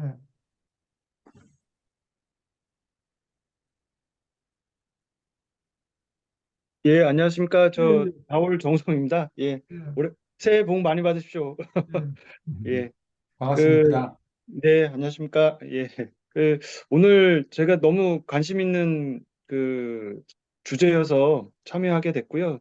오랜만에 다들 저희 인사드리게 돼서 너무 감사드립니다. 제가 요새 이쪽 뭐 탈탄소화 부분이 사실 이 해운 쪽, 해양 쪽에 사실 큰 하도로 이제 좀 떠오르고 있어서 이 관련된 프로젝트도 하고, 이 관련된 자금 수요도 지금 계속 펀드로 만들어 가는 과정 중에 있습니다. 제가 이제 자본시장에서 느끼는 거는 사실 관심이 굉장히 많고요. 뭐 요새 이제 조선주들도 화랑이고, 최근에 뭐 작년 마린머니 때나 아니면 KOBC 설명회도 이렇게 얘기를 들어보면 사실 자본시장에서 이 해운 쪽, 해양 쪽에 어떤 먹거리나 아니면 뭐 투자거리, 요새 부동산 경기가 워낙 안 좋다 보니까 사실은 투자하고 싶어 하는 사람들이 많습니다. 예. 생각보다 또 이동해 소장님께서 말씀하셨듯이 해운 회사들도 부채 비율도 사실 상당히 좋아지고, 근데 어떤 시장이냐면 하고는 싶은데 못 들어가는 시장이에요.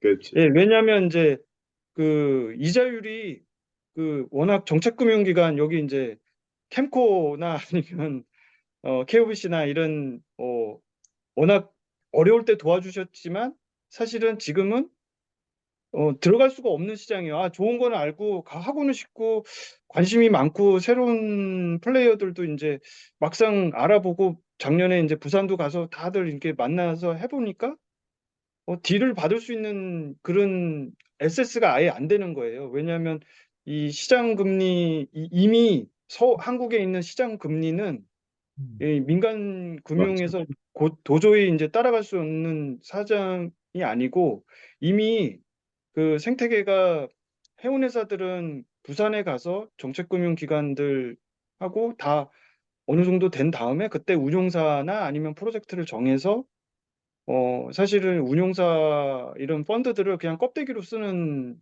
그런 지금 상황이거든요. SI도 마찬가지고 저희 같이 하는 이 자통법 일반 운용사들도 마찬가지고 뭐 PF들도 마찬가지인 것 같습니다. 그래서 제가 계속 좀 생각을 해봤는데 왜 우리는 이 자금들이 들어와야지 말씀하신 대로 우리도 다들 기회라는 거는 느끼고 있는 것 같아요. 이거를 따라가면 해외에서도 경쟁할 수도 있고, 앞으로 교체 수요가 많다 보니까 그, 지금 정교한 조금 이 데이터가 나오면 사실은 굉장한 마케팅 효과가 날 것 같습니다. 이 자본시장에서 이 교체 수요가 있다 보니까 이거를 국내 해외에 자금을 유치를 할 수 있는 펀딩 갭에 우리가 좀 참여할 수 있겠구나라는 굉장히 큰 툴이 될 것 같아요. 저희가 사실은 이 자료를 다 뒤져봤습니다. 저희가 PT 자료를 만들려고 다 뒤져봤는데 정확하게 추정이 안 됐는데 어느 정도라도 이렇게 추정이 된다라고 하면 굉장히 큰 교체 수요가 있고 이거에 대해서 투자 기회가 있다라는 걸 알게 될 것 같아요. 그래서 제가 좀 제안 드리고 싶은 거는 그 한국 성장금융 같은 데를 보면 벤처 캐피탈 회사든지 아니면 뭐 스타트업 회사든지 아니면 PEF들의 쪽에 펀드를 내려줍니다. 자금을 내려주고 그 운용사들이 사실은 시장을 참여하게 되거든요. 그러면 이제 운용사들이 딜도 소싱해 오고 다른 외부 자금들도 매칭해 와서 어떻게든지 이걸 돈을 벌려고 노력을 합니다. 근데 지금 보면 정책금융기관들이 운용사들을 껍데기로 쓰고 있는 거예요. SIC나 그리고 그냥 수수료 경쟁만 쓰고.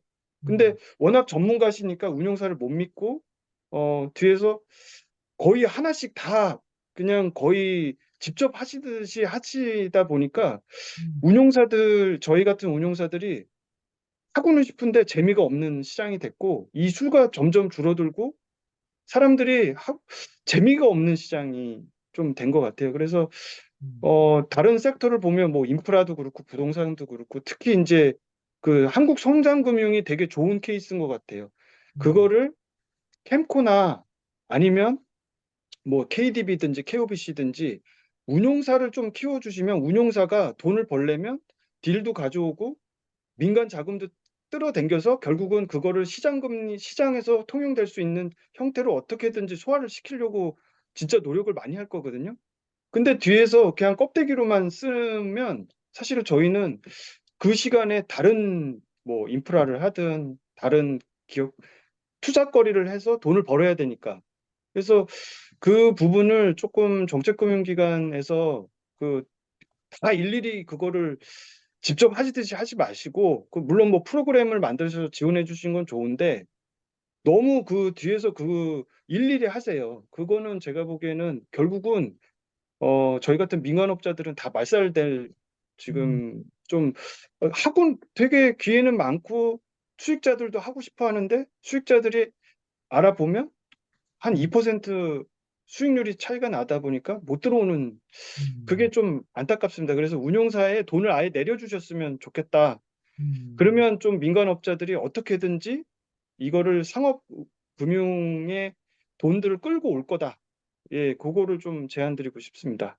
예, 너무 제 얘기만 해서 죄송합니다. 감사합니다. 예, 좋은 의견이십니다. 예, 우리 지금 얼굴 계속 내 보이고 있는 신사은 우리 사원님, 우리 어떤 오늘 발표 예, 안녕하십니까. 여기 본인 다들 소개 좀 하시고요. 예, 예. 너무 위대하신 분들 앞에서 제가 뭐, 꺼낼 수 없네, 듣기만 하고 있습니다. 예, 아마 아까 교수님 설명해 주신 부분 중에 제가 놓친 건지는 모르겠는데, 이게 CII 등급을 유지하기 위해서, 오랫동안 유지하기 위해서 선박을 대체하지 않고 그 바이오 연료를 같이 바인딩 해가지고 섞어서도 좀 더 기간을 늘려나갈 수 있지 않습니까?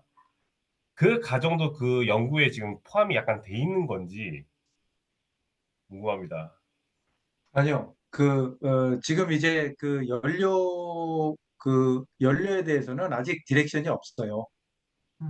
그러니까 의도가 모르겠다. 심지어는 어떤 연료로 갔다가 뭐 예를 들면 메탄올로 갔다가 뭐 LNG로 다시 바꿔서 건조하는 경우도 있고 그래서 지금 이제 그런 과정을 집어넣어서 그러니까 신조 대체율을 조정하는 것 자체가 장기적으로는 별 의미가 없다 이렇게 생각을 해서 그래서 이제 노후 대체가 되게 되면 아까 이제 이재민 교수님 말씀하신 대로 우리가 학계에서 계산할 때는 친환경 연료선 중에 그러니까 저온의 어떤 특별한 연료 공급 시스템에 필요한 거를 한 20%를 추가해서 계산하는 게 그냥 대체로 그 연구 논문에서는 그렇게 잡아서 하거든요, 실제로.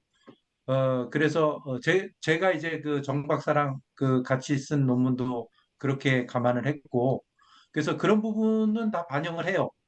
음, 그 신조 성과 반영할 때 반영하지만 음, 지금 이제 그 바이오 연료 쓰는 거라든지 메탄올이라든지 이런 쪽으로 해가지고 이 부분을 X%를 빼야 되겠다. 물론 이제 연료 컴포지션에 대한 그런 예측치도 나와 있어요. 그래서 지금 얘기한 대로 앞으로 이제 제가 모두에 말씀드렸다시피 이게 가정을 정확하게 한다고 시간을 끌어서 안 나오는 게 오히려 음. 그 손해고 빨리 해서 뭔가 이렇게 숫자를 아, 앞으로 던지는 게 중요하다고 시스템이 생각해서 중요하다. 빨리. 많이 단순화해서 진행을 했거든요. 예. 그래서 앞으로 신사원 씨 얘기한 대로 그런 부분도 조금 이제 지금 이제 연료도 서플라이 체인 측면에서나 아니면 기술적인 측면에서 방향성이 어느 정도 잡힐 거예요. 그러면 그 잡히는 부분이 가정 그 베이스 케이스 시나리오에 반영이 돼야 되겠죠. 예. 좋은 다음 포인트입니다. 우리 오영수 교수님 아까 들어오셨는데 지금도 계신가요? 예, 예. 예, 교수님. 예, 예, 예. 예. 제가 너무 편하게 옷을 입고 있어가지고 지금 카메라 다 마찬가지입니다. 예. 예, 뭐 그 교수님 이거 진작부터 저기 토요일 밤에 이게 유의미한 진행을 이런 모임이 있다는 걸 알고 있었는데 저는 그동안 토요일 밤이 예. 너무 바빠서 못 들어왔는데 계시는 분들은 얼마나 한가한 분들이 여기 들어오실까 봤는데 와서 들어보니까 너무 바쁘실 것 같은 분들이 너무 많이 오셔가지고 재밌는 이야기들을 또 유의미한 이야기들을 하셔서 깜짝 놀랐습니다.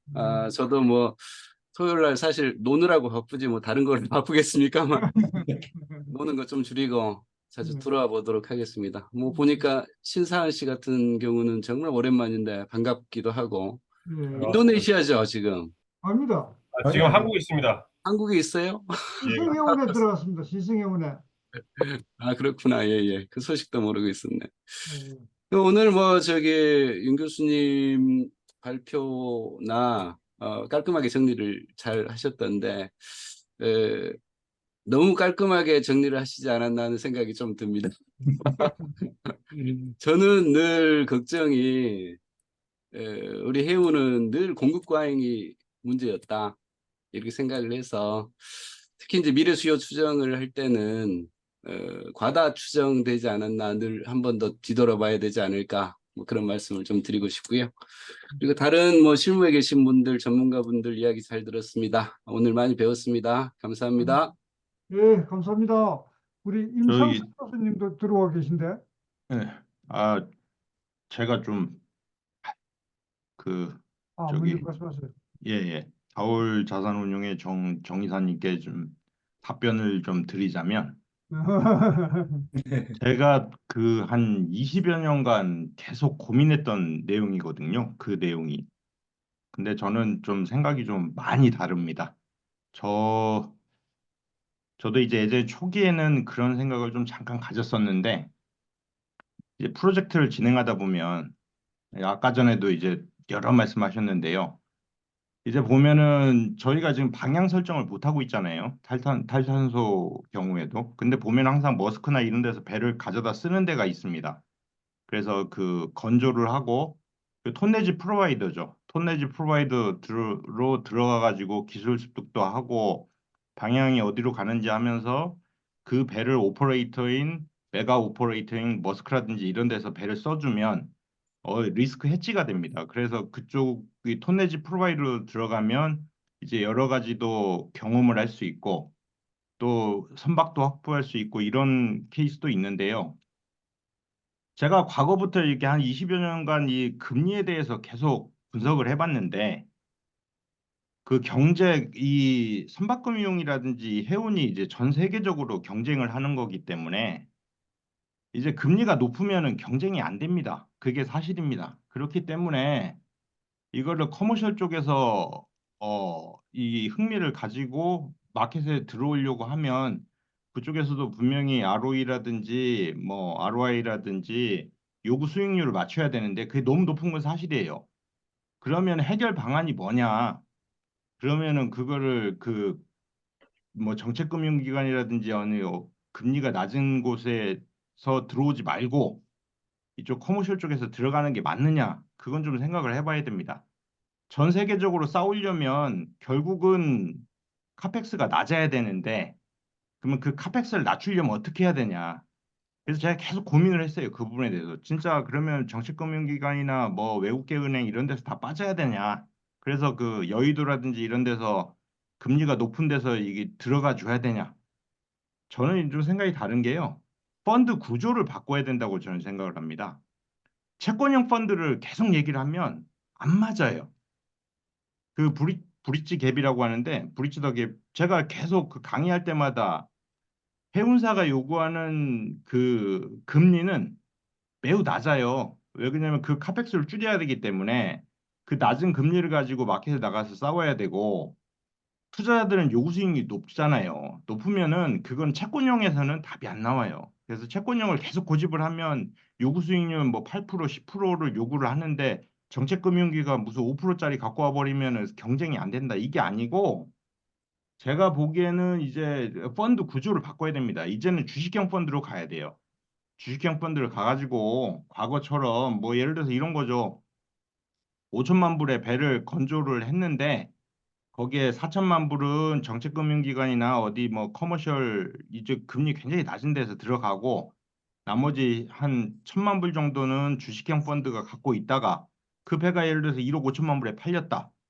그러면 4천만 불은 그냥 그 정책금융기관 이런 데서 그냥 그 4천만 불만 상환하고 끝나고 뭐 1억 1천만 불 그러면 1천만 불 투자해갖고 1억 1천만 불이면 1억 넣었다가 뭐 11억 버는 거잖아요.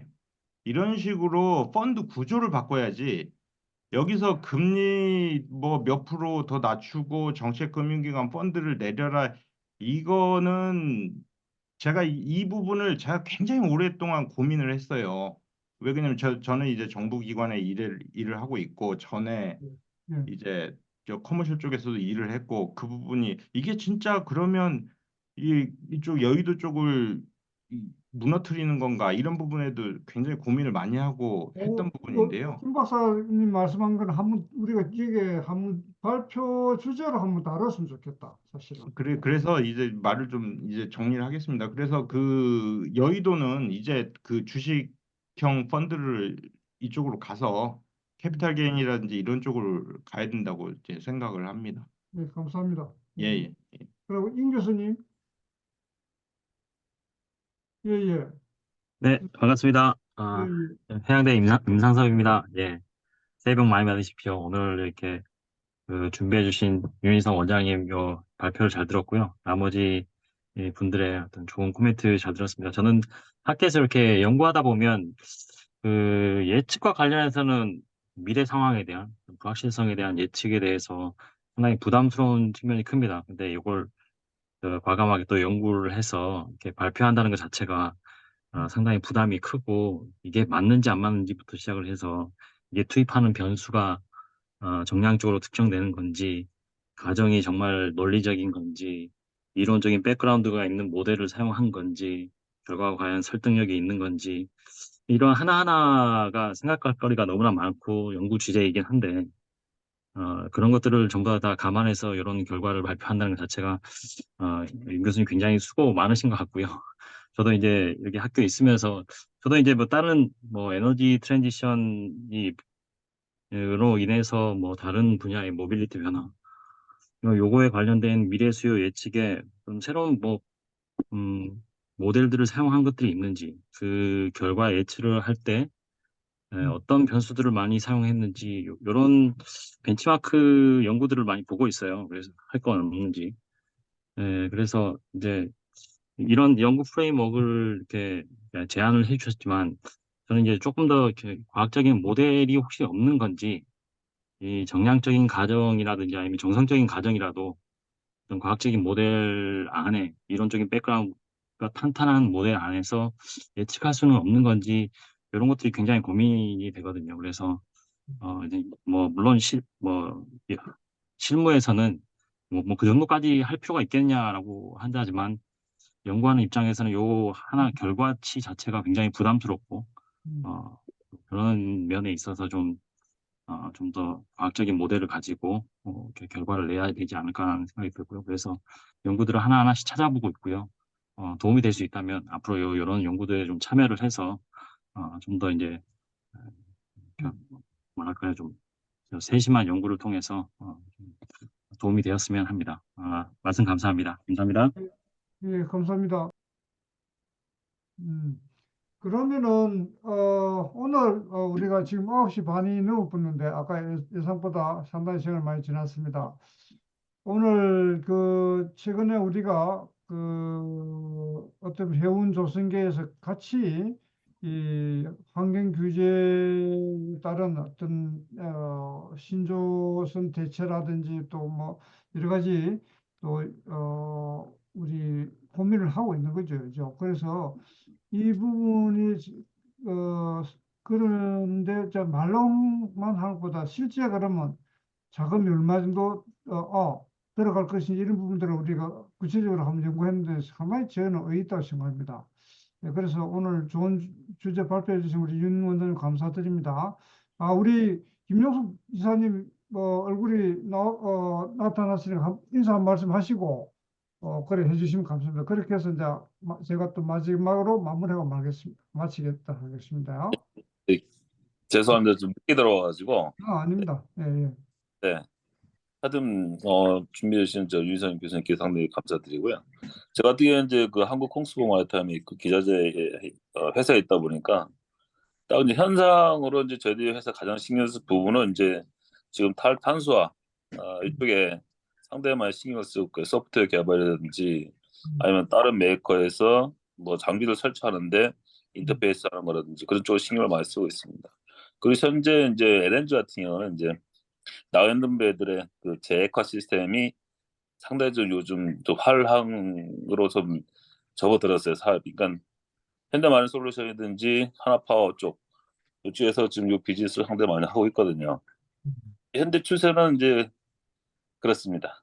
하여튼 뭐 오늘 수업 잘 들었고, 수업은 아니고 잘 들었고, 네, 다음에 또 이런 기회 있으면 자 참석해가지고 또 기자재 회사에서 저희 회사에서 이제 주로 하고 있는 내용들 한 번씩 저도 이제 말씀드리는 기회 있으면 좋을 것 같습니다. 이상입니다.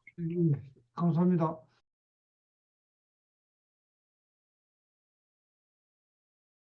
예, 그러면은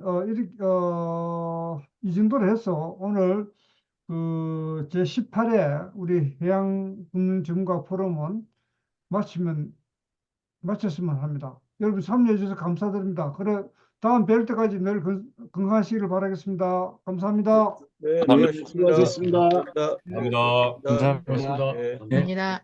네. 네, 수고하셨습니다. 예. 수고하셨습니다.